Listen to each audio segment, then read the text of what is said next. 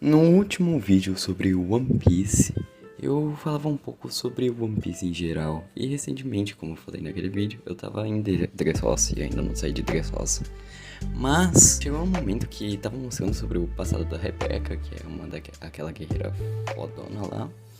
E aí ficou muito triste e tenso, como é sempre One Piece, sabe? Eles colocam um background muito triste de um personagem. E aí logo depois você também tem muito engraçado. Você consegue ficar triste ou entender toda aquela dor que é totalmente seu caraca. E logo depois você consegue rir. É muito interessante como o Oda, o criador de One Piece, né? Ele lida com a tragédia e a comédia ao mesmo tempo, que é uma das poucas coisas que se comenta sobre a obra quando falam dela no quesito geral, sabe? Eu não vejo nenhum youtuber brasileiro falando dessa questão e é muito interessante, porque é uma das coisas que torna uma das maiores obras do mundo todo, né? Se você lembrar, história em quadrinho é considerada literatura e mangá é história em quadrinho, então sim, é uma obra de arte no mundo todo. E aí eu decidi olhar um pouco a fundo e falar um pouco pra vocês sobre isso, como eu acho interessante, sabe? Mas vocês já me conhecem o meu jeito aqui no canal sobre como eu gravo os vídeos, então eu sempre trago algumas coisas meio reais da vida real pra tornar o assunto mais interessante, né? A tragédia é um dos gêneros mais antigos que tem, visto que ela começou lá na época do teatro da Grécia Antiga, que é quando se caminha para os primeiros passos do cinema, não é mesmo? E aí, naquela época só tinha dois tipos de teatros que se falavam muito sobre religião ou sobre saga de grandes heróis. Então não tinha muitas tragédias, era um assunto, porque ninguém queria ver tipo o herói sofrendo, né? Ou o seu Deus sofrendo alguma coisa.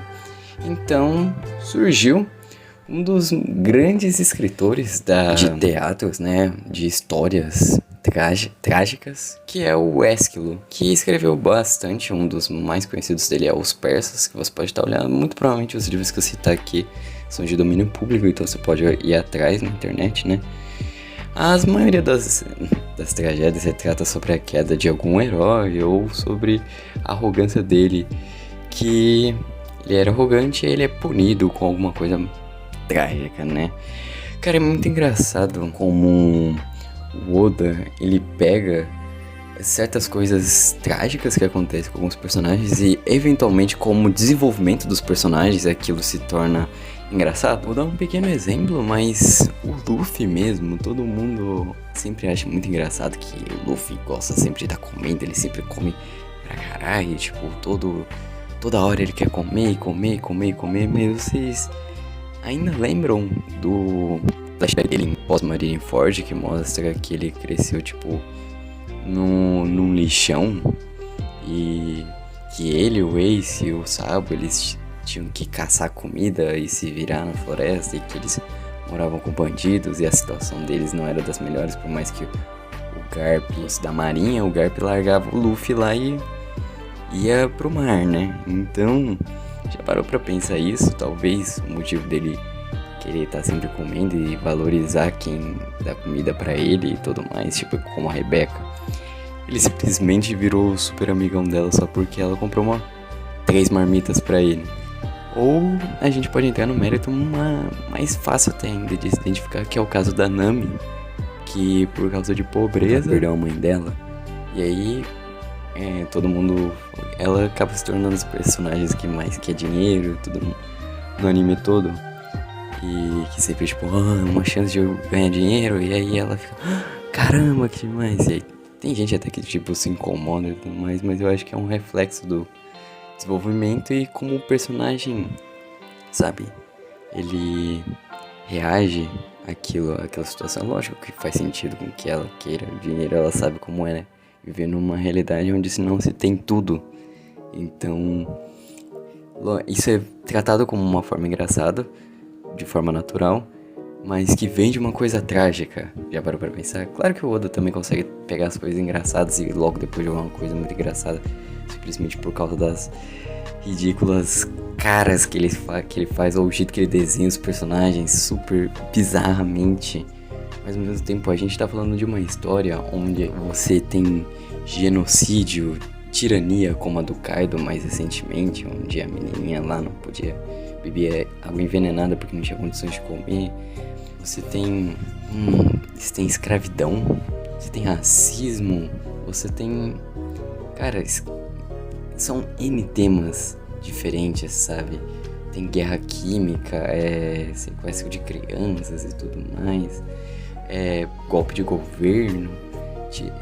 São N temas diferentes, abordados de várias formas diferentes. E com a sua tragédia e a sua comédia. Então, tipo, One Piece consegue ser tão trágico, porque os personagens, quando eles morrem das maneiras mais trágicas e tão engraçadas. A propósito, já que eu falei da questão da Grécia Antiga e tudo mais, a comédia, ela veio pra ser, tipo, o oposto da tragédia, né? Pra sobrepor, já que, tipo, caraca, ninguém quer ficar triste toda hora, né? Então ela veio um pouco depois, tendo um dos seus maiores escritores, o Aristófanes.